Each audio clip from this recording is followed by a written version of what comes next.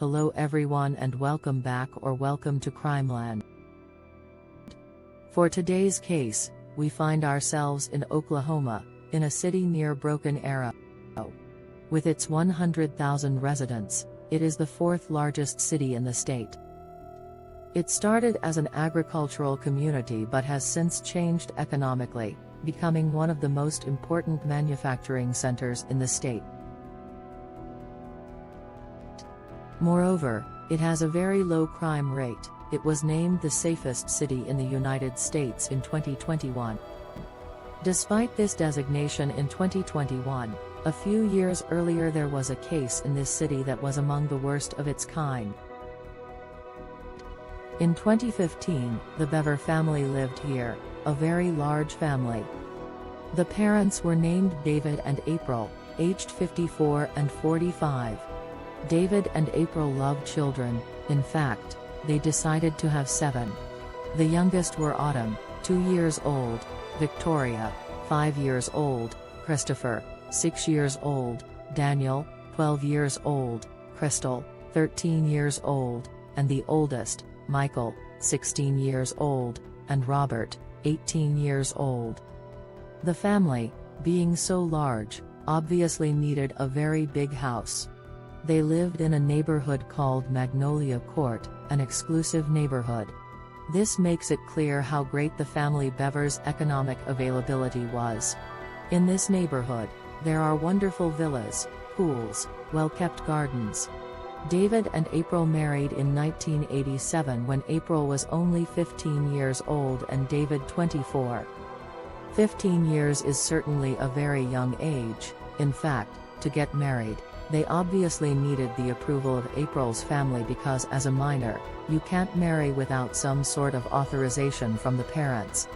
David worked for a local technology company and earned a lot, so April had always been a homemaker and never had to work. Moreover, clearly, with 7 children, there was a need for someone to take care of them because they were really many.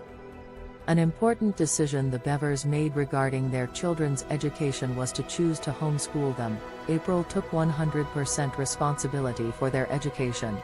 They made this decision because they had a somewhat negative perception of society, as they were part of a very religious, and not only that, but really conservative community, and there was a common ideology in that particular community, namely that for them, the rest of the people did not properly educate a boy or girl.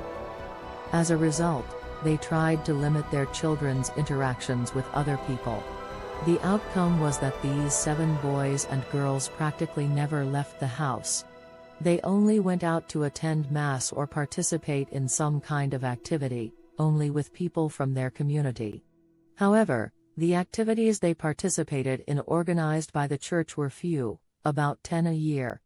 Imagine these 7 boys and girls, aged 2 to 18. Always cooped up at home, they couldn't go out to play with other people. Obviously, for these boys and girls, it was something very hard to bear.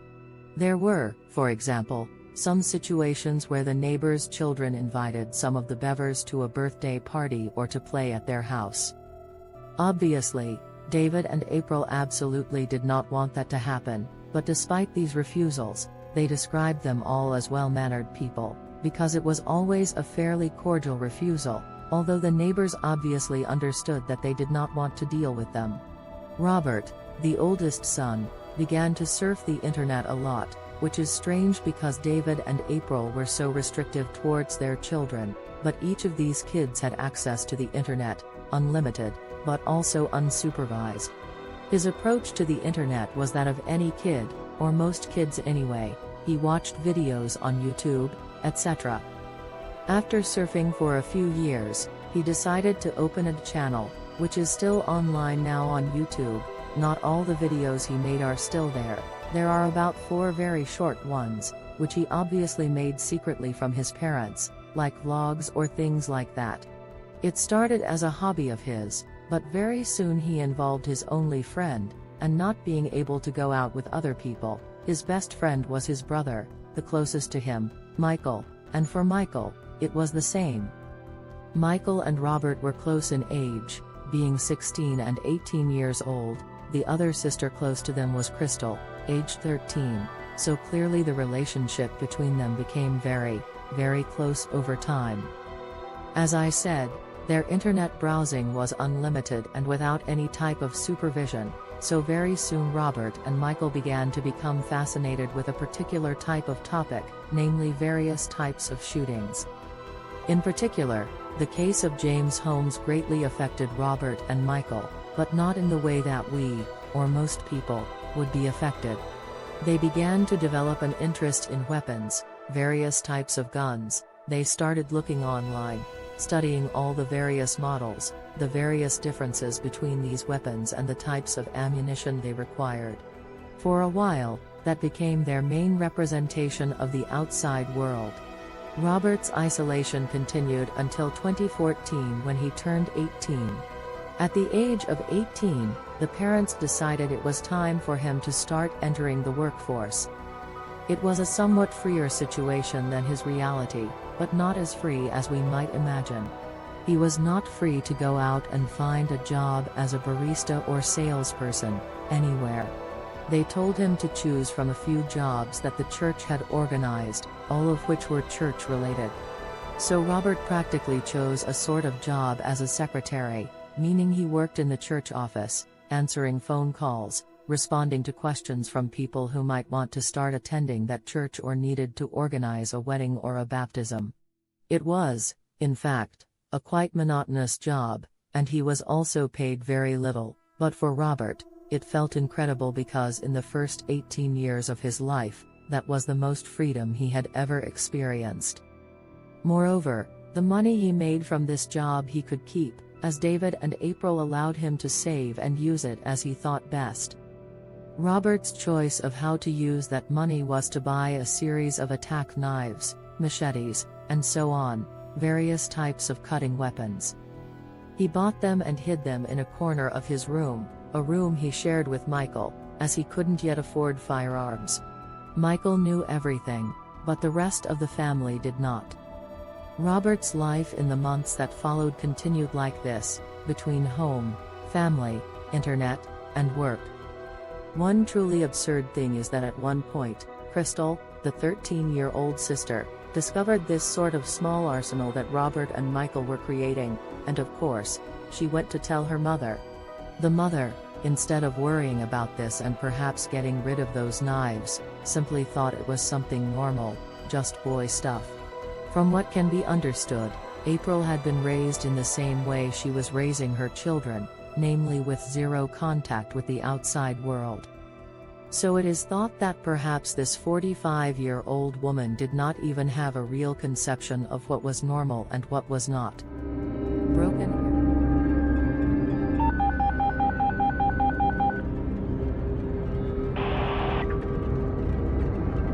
Broken Air 911.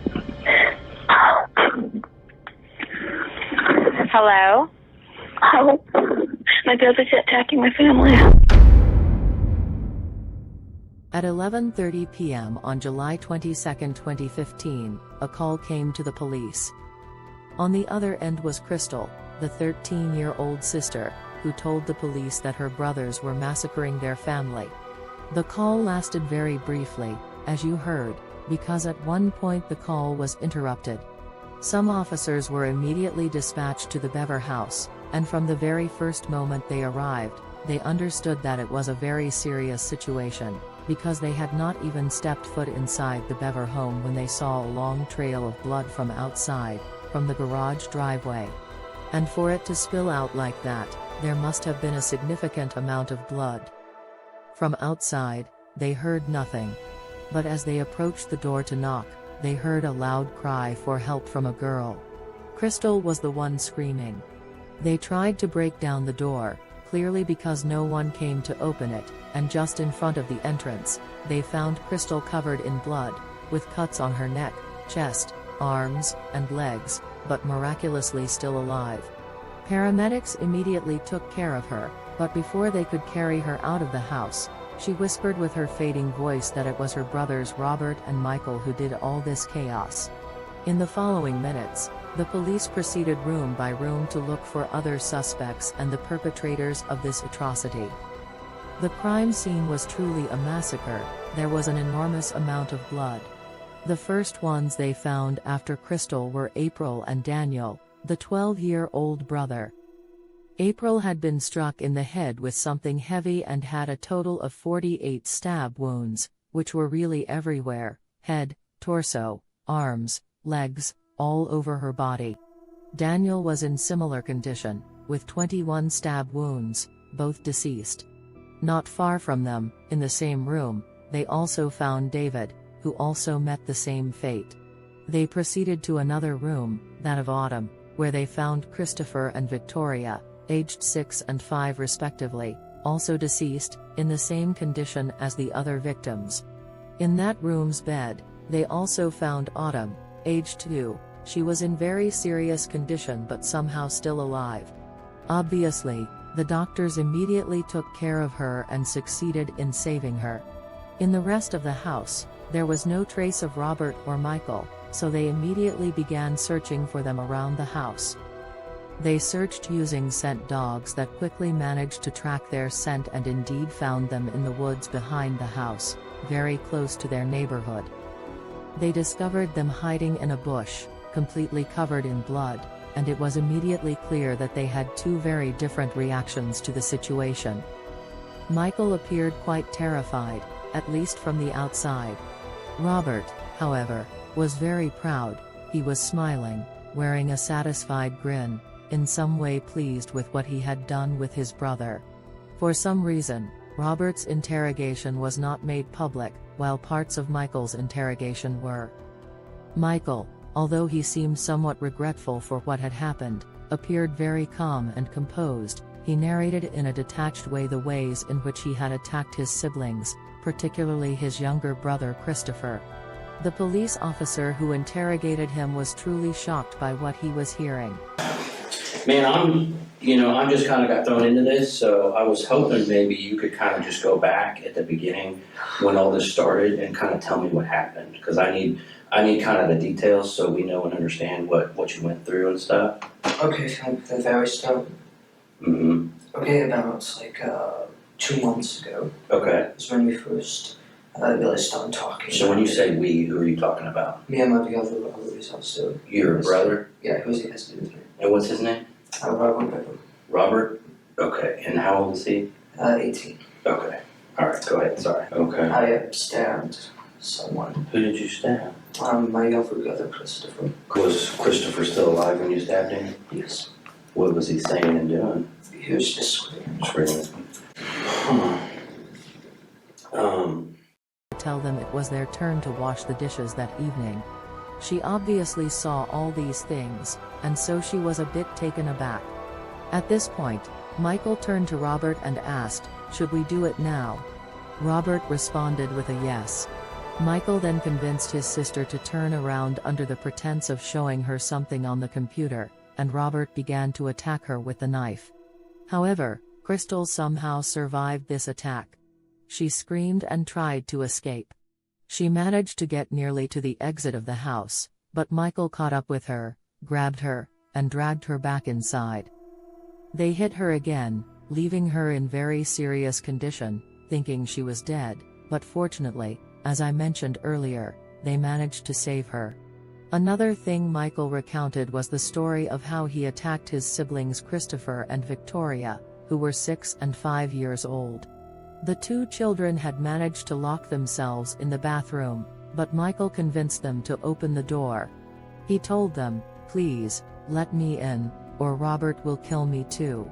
And these children, clearly wanting to save their brother, opened the door, and he took care of them. Despite everything, Michael insisted that he didn't kill anyone, that he merely injured people, and that it was his brother Robert who did the killing.